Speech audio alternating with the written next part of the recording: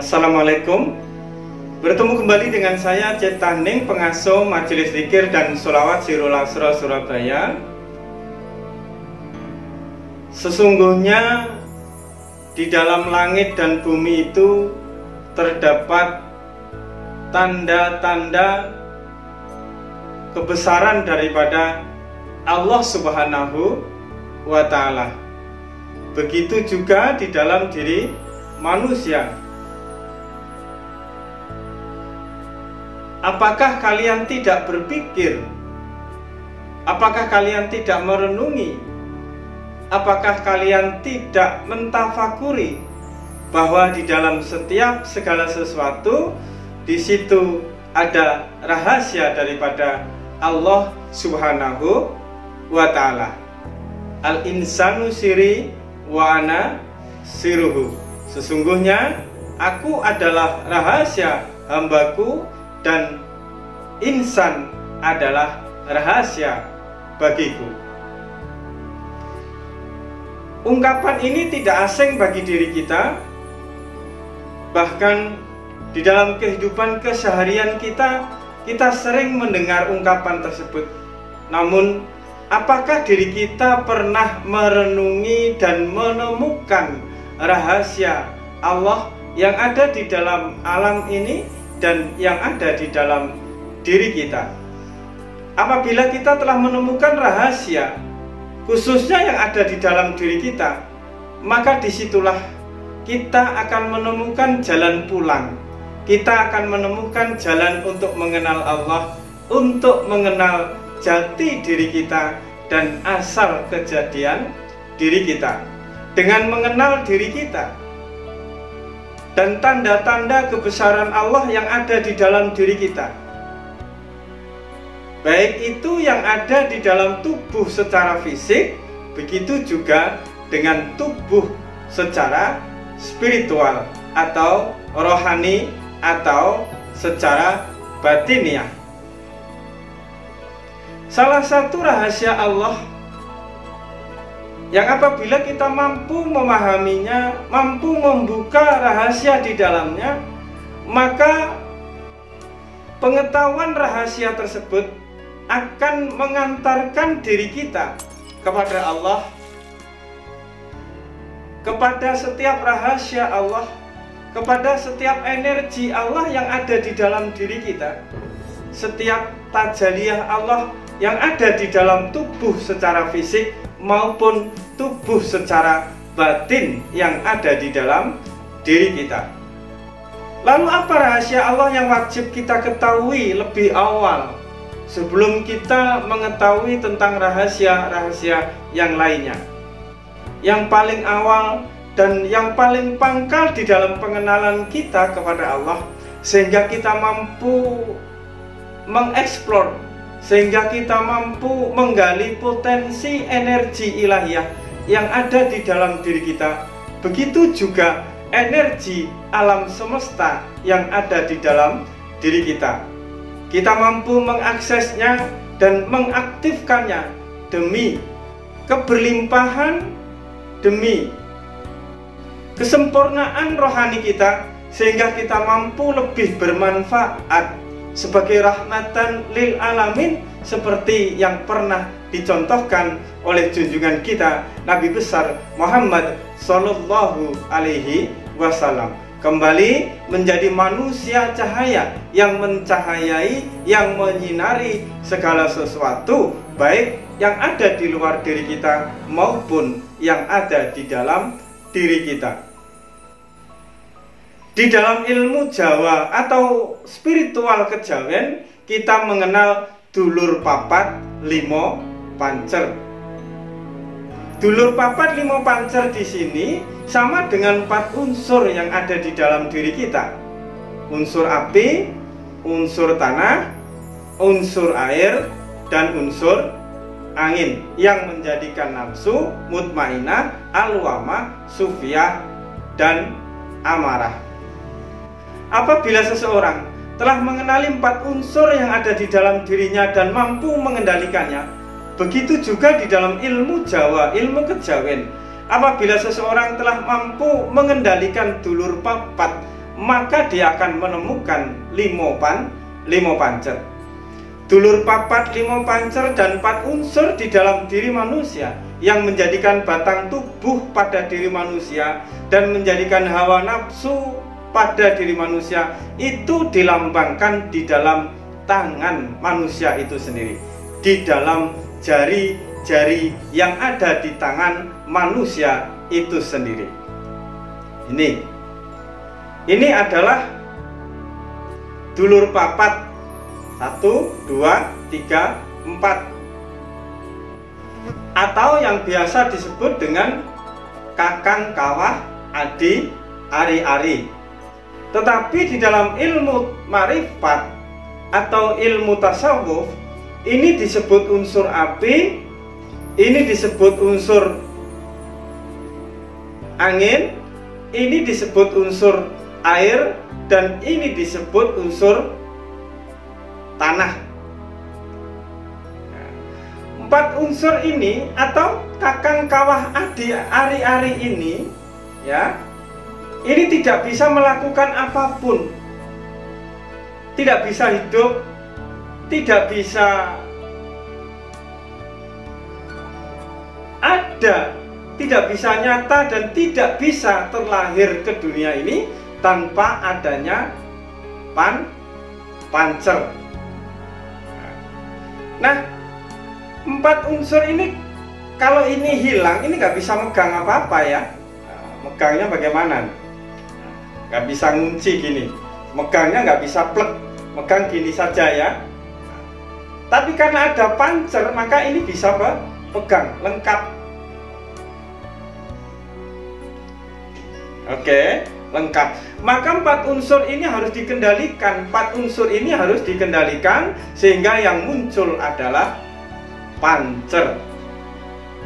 Selain ini adalah lambang daripada dulur papat, limo pancer, dan 4 unsur yang ada di dalam diri manusia yang menjadikan tubuh manusia, maka ini adalah huruf alif, lam, ha, ya. Luar biasa. Huruf alif, lam, ha. Nah, pencapaian rohani seseorang itu bisa dilambangkan dengan tangan ini juga. Apabila dia berada di dalam nafsu amarah, maka dia akan mengecilkan orang lain. Nah, gini ya, apa lu kecil, lu nggak ada seberapanya, lu nggak ada apa-apanya, lu itu segini, kamu itu segini. Dan ini apabila kita ditanya oleh seseorang, bagaimana kabarmu, bagaimana keadaanmu, ya, terus kita mengajukan begini kan juga tidak pantas. Orang lain bisa tersinggung, orang lain bisa marah dengan sikap kita. Begini itu bisa menganggap kita mengecilkan orang lain apabila kita, kamu itu begini. Begitu juga dengan ini, unsur angin atau nafsu angan-angan.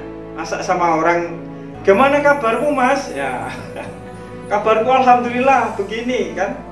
Juga tersinggung juga. Apa kamu? Apalagi kita marah kepada orang lain, apa kamu? Gitu, ya, tidak pantas untuk disuguhkan kepada orang lain. Maka kita harus terus berjalan. Dan selanjutnya adalah unsur air. Banyak keinginan, banyak kemauan. Ini pun tidak pantas disuguhkan kepada orang lain, ditunjukkan kepada orang lain. Gimana kabarmu mas? Gimana kabarmu mbak? Bagus ya. Jadi akan tersinggung. Begitu juga, kamu itu apa? Kamu itu apa? Dengan begini, kamu itu apa? Kamu itu siapa? Kamu bisa begini tak? Dan lain sebagainya. Tentunya orang-orang di luar diri kita akan tersinggung dengan kita menunjukkan simbol-simbol yang ada di dalam jari kita. Setelah keinginan maka jiwa mutmainah, unsur tanah. Kita ditanya orang juga, gimana mas kabarmu, gimana mbak kabarmu? Oh bagus. Ya, bagus. Begitu juga dengan apa lu nunjuk orang ya, nunjuk orang apa lu yang salah, lu yang kamu yang salah, kamu yang jelek, kamu yang buruk, aku yang baik ya. Pakai untuk menunjuk orang. Dan itu pun apabila kita menampakkan atau menunjukkan simbol jari kita yang begini pun, orang lain pun akan tersinggung.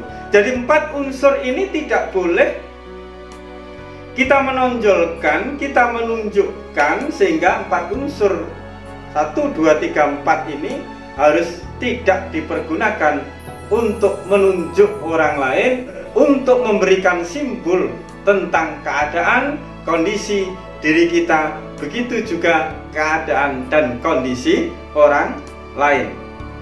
Baru yang kelima adalah pancer. Ini kalau di dalam ilmu tasawufnya disebut huruf H atau kosong. Maka kalau kita ditanya orang, gimana mas kabarnya, gimana mbak kabarnya, alhamdulillah baik. Sampean itu begitu, sampean itu begini, kamu itu begini mas, kang mas itu begini mas, mbak kamu itu begini, pasti seneng. Coba kang mas tuh begini, nah marah. Mas kamu tuh begini ya salah. Kamu tuh apalagi kamu tuh begini, apalagi kamu begini.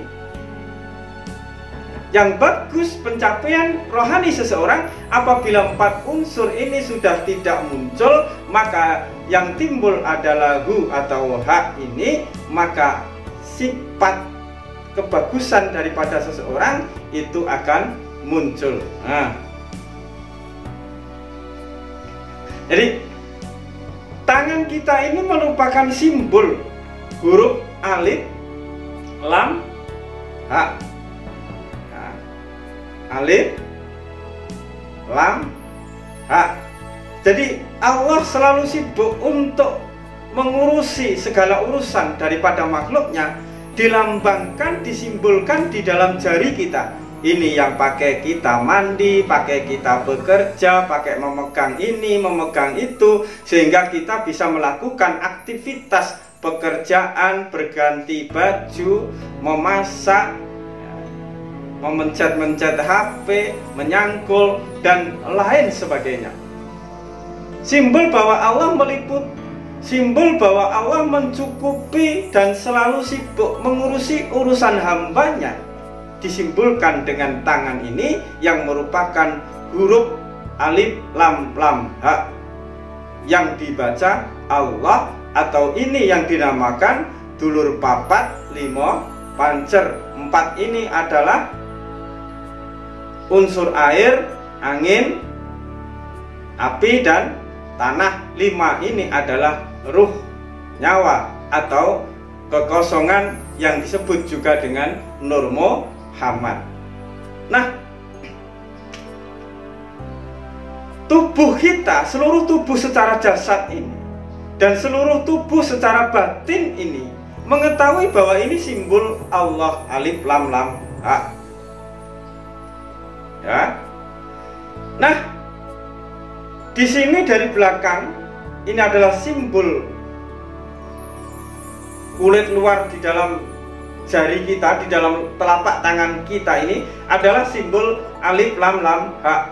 Nah, di dalamnya ini adalah simbol Muhammad.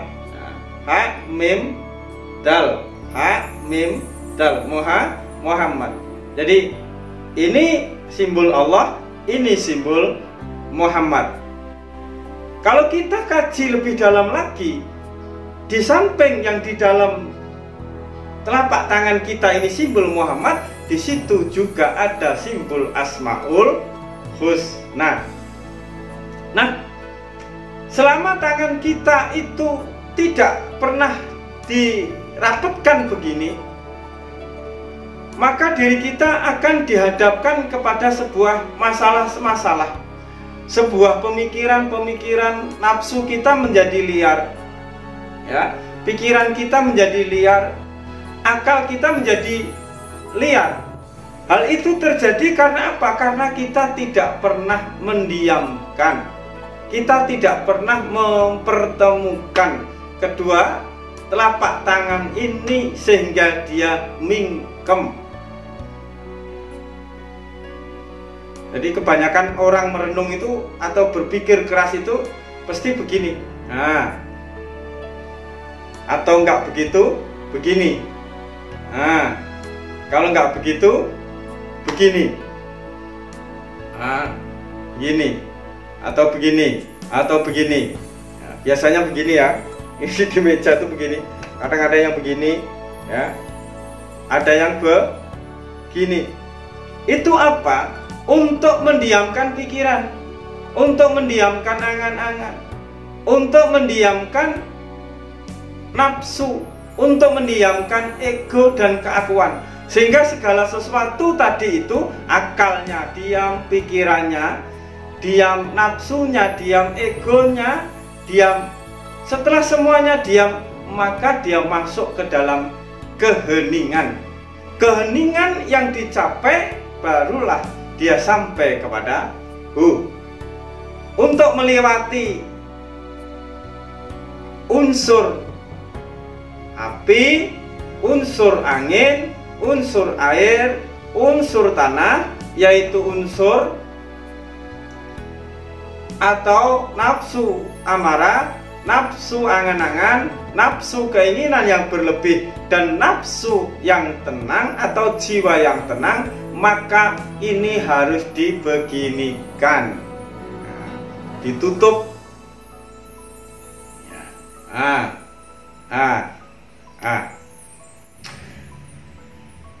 Inilah lambang daripada tangan kita, termasuk di dalam al-insanu syiri wa ana siruhu, ya.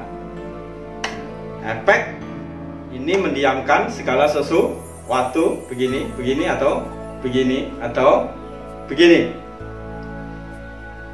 Ini mohon dipahami agar kita bisa melangkah lebih jauh, menggali rahasia-rahasia dan potensi Allah yang ada di dalam diri kita. Cukup sekian, semoga manfaat. Wassalamualaikum warahmatullahi wabarakatuh.